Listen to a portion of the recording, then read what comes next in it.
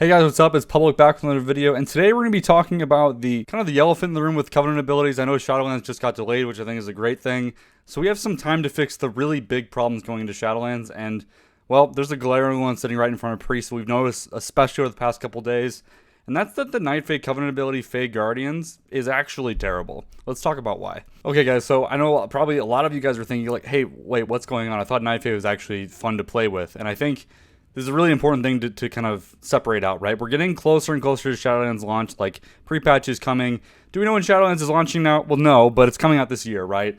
And looking at things right now, I think it's really important to keep this in mind, right?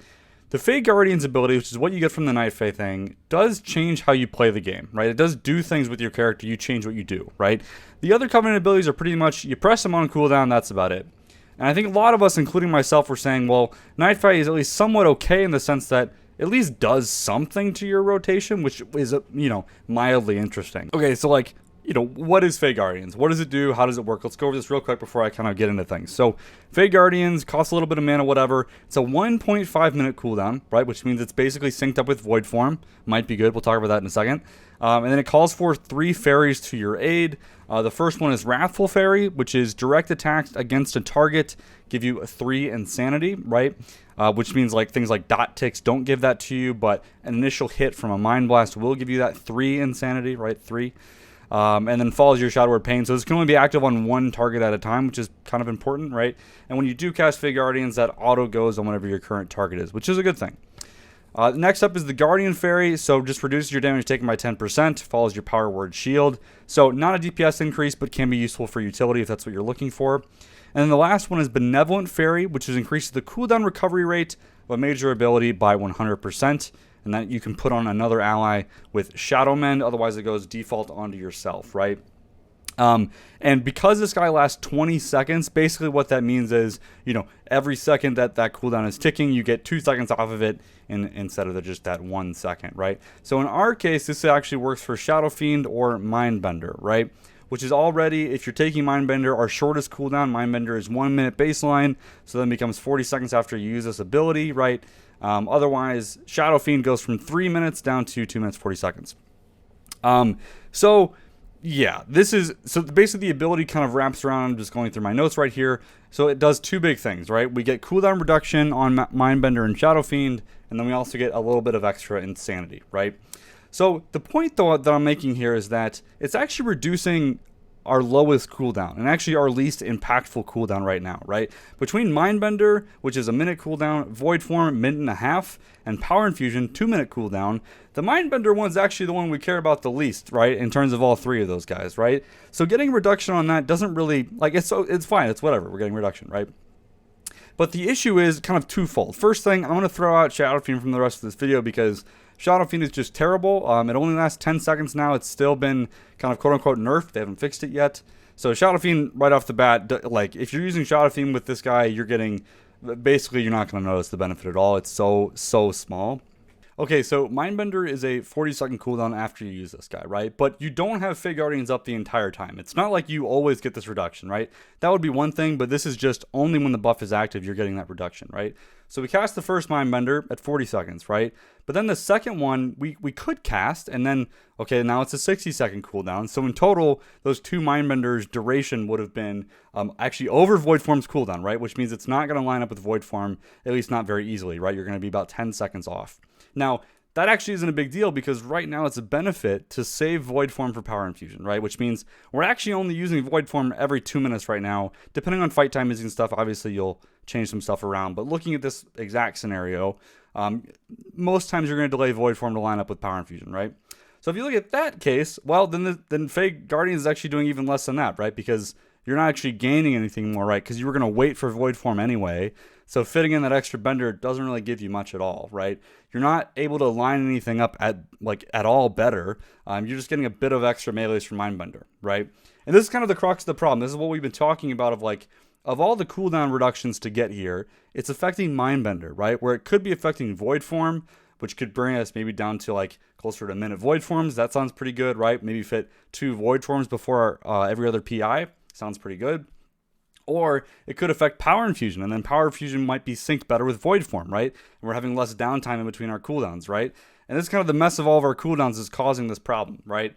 So all in all, the TLDR here is that the cooldown reduction isn't really giving us anything at all. Like, we're not able to sync cooldowns better. It actually just makes things a bit more awkward more than anything. Like, you're not going to notice 20 seconds hardly at all.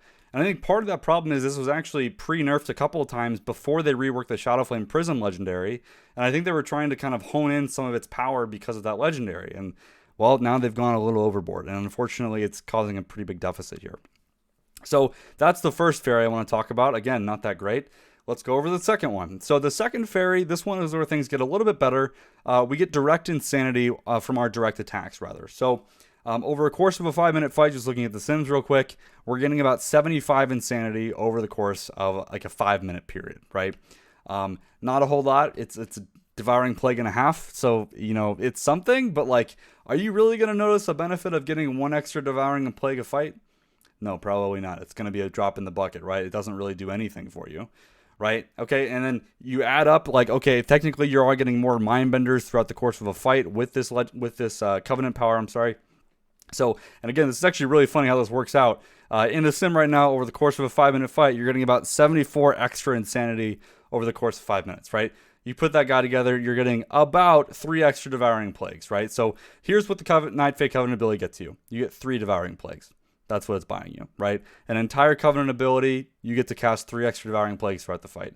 That's it. That's really all it is. And I think this is really why I wanted to make this video, because it's kind of a simple topic, but that's not impactful at all. And that's honestly just not a meaningful choice. And to kind of drive this point home, I did a quick sim that's just single target sim for 5 minutes. The actor isn't moving at all. There's no ads. It's literally as simple as possible, which is the best case scenario for all these abilities, right? Bender gets worse on multi-target, right? Direct Insanity on one target gets worse on multi-target, right? All these things. So single target. This is Night Fae's best scenario possible. And it gave, what is this? Like 60 DPS, right? 60, 70 DPS. That's it. And frankly, when you're talking about that little of an increase, what's the point of even having the ability, right? It actually just adds bloat into the rotation and changes things up. And again, it's not fun to play with. And I think that's really why I wanted to make this video, right? I'll put the sim up over here, right? It's just not good enough, right? Especially when you compare it to the 3 other Covenant abilities, especially now. Necrolord has scaling with haste, and it got buffed recently. Mind Games got buffed recently, scales with mastery now. You know, are they fun to play? No, not really, but they at least do more damage, and I think that's really what I'm getting at here, right? So TLDR here, what are the big problems? So first one, the benefit of the ability just doesn't exist. It's just not there. You're not going to notice anything, right? They need to do something about that. I don't actually know what it is. The ability's design kind of feels like it's not great for anyone right now. Like, I don't think healers particularly like this anyway. Like, if you like the idea of being a support priest, maybe this ability is really cool for you. And by all means, go for it if that's your thing, but it's not for me. And then the other big problem here, it has no scaling whatsoever. It doesn't do any damage. That's it. There's nothing here, right? So getting more haste, mastery, intellect, all that stuff doesn't really help this ability whatsoever, right? But on the other hand, if you get more intellect, get more mastery, Mind Games from Venthyr gets buffed with all of that, right? It scales more with that. But here, all that's really getting you is, well, Mindbender might attack a bit quicker, right? Okay, well, Mastery doesn't do anything for Bender, so that doesn't help you there, right? Again, crit, verse, like whatever, it's not going to adversely affect Night Fae compared to your other abilities, right? And I think that's really what I'm getting at here is no scaling, doesn't do any damage. Why is it there? Okay, we have time to fix this. I want to reiterate this. I'm making this video. I stopped all the sim stuff and weak ores that I've been doing and kind of going nuts over the past couple days to make this video. There is time to fix it. We just need to give them the feedback to do so. All right. Thank you so much for watching. Before we head out this video, again, big special thank you to all the people that are supporting me on Patreon. It's kind of giving me a bit more room to focus on things I need to get done before the pre-patch. So thank you again so much to all of you lovely, lovely people. And we'll see you in the next video. Thanks for watching.